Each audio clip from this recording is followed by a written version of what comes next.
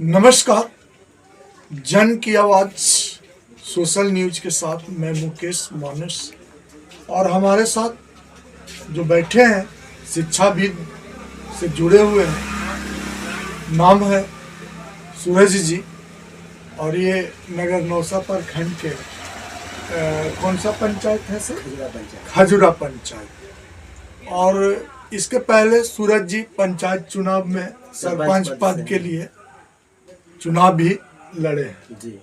और चुनाव का बहुत अनुभव भी रहा है जी। क्योंकि जो हमारा जो पंचायत लेवल पे जो चुनाव होता है वो टफ होता है। बहुत सारी जानकारी चुनाव के समय में नीचे कहीं चुनाव से लोगों को मिलता है, ये बहुत बड़ी बात है। सही बात है।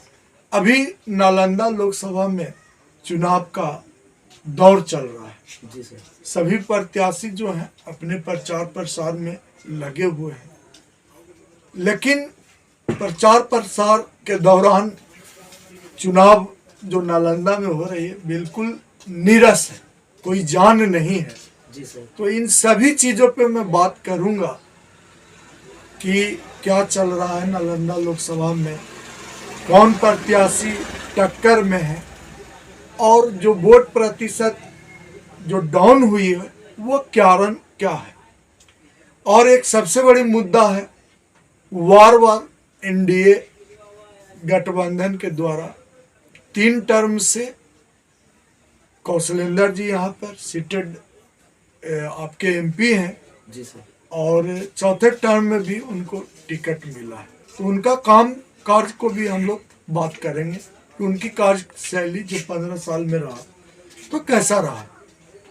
तो सबसे पहले मैं बात करूंगा कौशलेंद्र कुमार जी से है, क्योंकि उनका पूरे नालंदा में 15 साल रह गए हैं यहाँ पे, तो उनसे ही हम लोग शुरू करेंगे विकास पे। कैसा लगा आपको कौशलेंद्र कुमार जी का विकास, 15 सालों वाली विकास?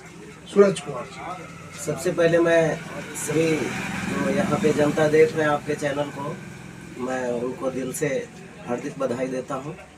और विकास की बात करते हैं तो वर्तमान में विकास शिक्षा के क्षेत्र में थोड़ा सा दिखने को मिला है और सड़क के क्षेत्र में थोड़ा सा देखने को मिला। बाकी किसी भी क्षेत्र में जैसे अस्पताल हो, अस्पताल में भी सही तरीके का काम नहीं चल रहा है। मुझे तो सबसे पहले अस्पताल के मामले से यही कहना चाहूँगा कि यदि अस्पताल में कोई रोगी को भर्ती कर दिया जाए और यदि वो ठीक नहीं होता है, चाहे तो अस्पताल सरकारी हो या प्राइवेट हो, तो उस रोगी से यदि अस्पताल के दौरान यदि रोगी पेशेंट अगर मर जाता है तो उस रोगी से पैसा नहीं लेना चाहिए, उसको माफ़ कर देना चाहिए। और ये सब काम सरकार को होना चाहिए, क्योंकि इससे क्या होगा कि जो सरकारी कर्मचारी हों, चाहे तो डॉक्टर हों या फिर किसी भी क्षेत्र में, शिक्षा के क्षेत्र में भी बात कर लेते हैं, तो जो टीचर होते हैं वो जिस तरीके से बच्चों को साल में 2 बार 3 बार 4 बार एग्ज़ाम होता है, उसी तरीके से कम टीचर को भी साल में 1 से 2 बार एग्ज़ाम होना चाहिए। इससे क्या होंगे कि जो भी शिक्षक होंगे वो बच्चे पर विशेष ध्यान देंगे और हमारे बच्चे सही तरीके से आगे विकास कर पाएंगे। यहाँ पे तो शिक्षक आते हैं जाते हैं, बच्चा पढ़ा नहीं पढ़ा उससे फर्क नहीं पड़ता। तो इस तरीके से होना चाहिए। और विकास का काम तो कुछ उतना सही तरीके से ढंग से पता नहीं चल पा रहा है क्या विकास हुआ। दूसरी चीज, आपके जो पंचायत क्षेत्र में है ना, खजुरा पंचायत है आपकी, लग रहा है कि यहाँ पे नालंदा लोकसभा में जो चुनाव हो रहा है उसका प्रचार प्रसार आपके क्षेत्र में दिख रहा है। जी। प्रचार प्रसार कैसा है? अभी तो वर्तमान में प्रचार प्रसार वैसा कुछ दिख नहीं रहा है। एक संदीप सौरभ जी हैं, वो एक बार आए थे, उसके अलावा तो कोई अभी तक इधर नजर नहीं आए हैं।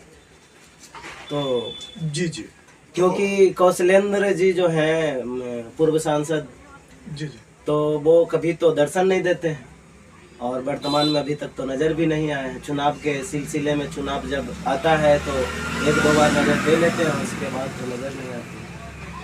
मतलब कह सकते हैं कि जीत जाने के बाद जो हमारे प्रत्याशी, मैं ये नहीं कहता, महोदय, कहने का मतलब मेरा मकसद ये नहीं है कि जीत जाने के बाद वो नहीं आते।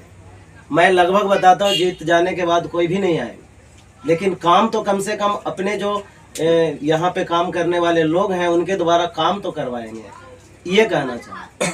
उनका काम कैसा रहा आपके पंचायत में? हमारे जो सांसद महोदय हैं कौशलेंद्र कुमार जी, आपके क्षेत्र जो पंचायत में उनका काम कैसा रहा? अब जैसे मेरे पंचायत में तो काम का सिलसिले की बात करते हैं तो कौशलेंद्र जी के द्वारा कोई काम ही नहीं हमको दिखा अभी तक। अब बात करते हैं एक नल जल की, एक योजना था नल जल का, अभी तक वर्तमान में बताते हैं मेरे गांव में करीबन 100-125 घर